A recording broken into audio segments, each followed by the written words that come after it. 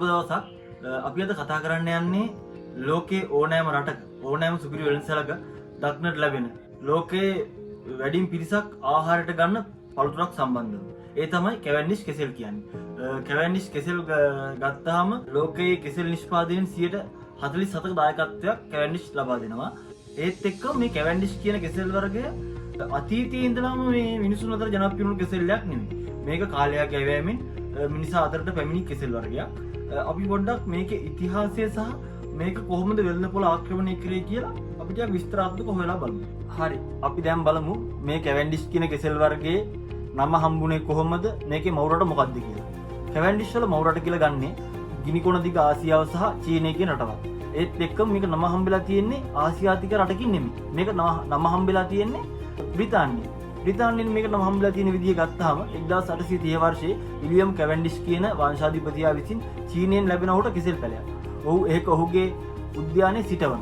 ඊට පස්සේ ඒක බලා ගැනීමේ රාජකාරිය පැවරෙන්නේ යෝධ පාලකයා වන ජෝසප් ප්‍රස්ටන් කියන පුද්ගලයාට. ඔහු මෙම ප්‍රභේදය සාර්ථකව සංවර්ධනය කරගන්නවා. ඊට පස්සේ ඔහු මෙම කෙසෙල් වර්ගයට තමන්ගේ ස්වාමියා වන විලියම් කැවන්ඩිෂ් කියන පුද්ගලයාගේ නමේ කැවන්ඩිෂ් කියන කොටස ඇතුළත් කරලා මෙම කෙසෙල් වර්ගයේ කැවන්ඩිෂ් කියලා හඳුන්වා දීමක් කරා. එහෙම තමයි මේ කෙසෙල් එකට නම හම්බෙන්නේ. ඉතිහාසය සහ කැවන්ඩිෂ් වල බලපෑම කොහොමද කියලා. 1950 දශකයේ ලෝකයේ වැඩිම ජනප්‍රියතාවයක් තිබුණු කෙසෙල් වර්ගයේ කැවන්ඩිෂ් නම් නෙමෙයි. ඒ කෙසෙල් වර්ගය නම් ග්‍රෝ මිචෙල් කියන කෙසෙල් වර්ගය. ඒ කියන්නේ මේ කෙසෙල් වර්ගයේ කැවන්ඩිෂ් වලට වඩා සුවඳින් සහ රසයෙන් වැඩි. ඒත් එක්කම ග්‍රෝ මිචෙල් කියන පැනමා කියන රෝගයට ඔරොත්තු වීමේ හැකියාවක් තියෙනවා කියන. ඒත් එක්කම මේක 1960 වර්ෂයේ ලෝකයේ ප්‍රධානම අපනයන කෙසෙල් වර්ගය ලෙස පත් වෙනවා. අපි ඊළඟට බලමු මේ කැවන්ඩිෂ් කියන කෙසෙල් වර්ගය මිනිසුන් අතර ජනප්‍රිය වීමට හේතුව මොකක්ද කියලා. මේකට හේතු ගොඩක් තියෙනවා. ඒ අතරින් කිහිපයක් විතර ගත්තොත් අපිට ගන්න පුළුවන් මේ කැවන්ඩිෂ් කියන කෙසෙල් ප්‍රභේදය ප්‍රවාහනයේදී ඉතාමත් පහසුයි. මොකද මේකේ ලෙල්ල ඝනකම් නිසා ඕනෑම දුර බැහැ රටකට නැව් මගින් නැවීමේදී තැලීම් පොඩිවීම සිද්ධ වෙන්නේ නැහැ. ඒ නිසා මේකේ ගුණාත්මක භාගය අඩුවීමක් සිද්ධ වෙන්නේ නැහැ. තවද වැඩි අස්වැන්නක් ගන්න පුළුවන්. අනෙක් කෙසෙල් වර්ග වලට වඩා අඩු කාලයකින් වැඩි අස්වැන්නක් ගැනීමේ හැකියාව නිසා මිනිසුන් මේක වගා කිරීමට පෙළඹෙනවා. තවත් දෙයක් තමයි ඒකාකාරී පෙනුම.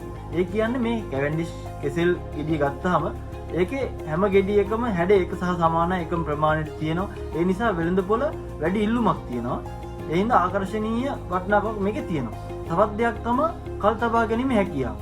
මේ කෙසෙල් ගත්තාම අස්වැන්න නෙලා ගැනීමෙන් පසු අනෙක් කෙසෙල් වලට වඩා වැඩිපුර දින ගණනක් මේක නරක් නොවි තබා ගන්න පුළුවන්. ඒ නිසා මේකේ මිනිසුන් අතර ඉතාමත් ජනප්‍රිය කෙසෙල් වර්ගයක් වෙලා තියෙනවා. දැන් අපි බලමු වැඩිපුරම කෙසෙල් වගා කරන රටවල් සහ වැඩිම ඉල්ලුමක් තියෙන රටවල් මොනවද කියලා කෙසෙල් වලට. සාමාන්‍යයෙන් වැඩිම කෙසෙල් වගා කරන රටවල් ලෙස ලෝකයේ සම්මතයට අනුව කෙසෙල් නිෂ්පාදනයේ ප්‍රමුඛයා ලෙස සැලකන්නේ ඉන්දියාව. නමුත් අපනයන සඳහා කැවන්ඩිෂ් වැඩිපුරම වගා කරන්නේ ඉක්වදෝරය සහ පිලිපීනය කියන රටවල්. ඒත් වැඩිම ඉල්ලුමක් තියෙන රටවල් නම් කැවන්ඩිෂ් වලට ඇමරිකා එක්සත් ජනපදය, යුරෝපා සංගමේ රටවල් සහ චීනයට තියෙනවා. මේ රටවල් වසරක ටොන් මිලියන ගණනින් කැවන්ඩිෂ් ආනයනය කරනවා. කැවන්ඩිෂ් කෙසෙල් වලට රෝග බිම මතු වෙලා තියෙනවා. නමුත් තාමත් ලෝකයේ පළමු තේරීම මේ කහ පැහැති සුන්දර පළතුර. ඔබත් මේ කැවන්ඩිෂ් රසයට කැමති පුද්ගලයෙක් නම් ඔබගේ අදහස පහලින් කමෙන්ට් කරන්න. මේ වගේ තවත් රසවත් තොරතුරු දැන ගැනීමට කැමති නම් අපගේ channel එක subscribe කරන්න. ස්තුතියි.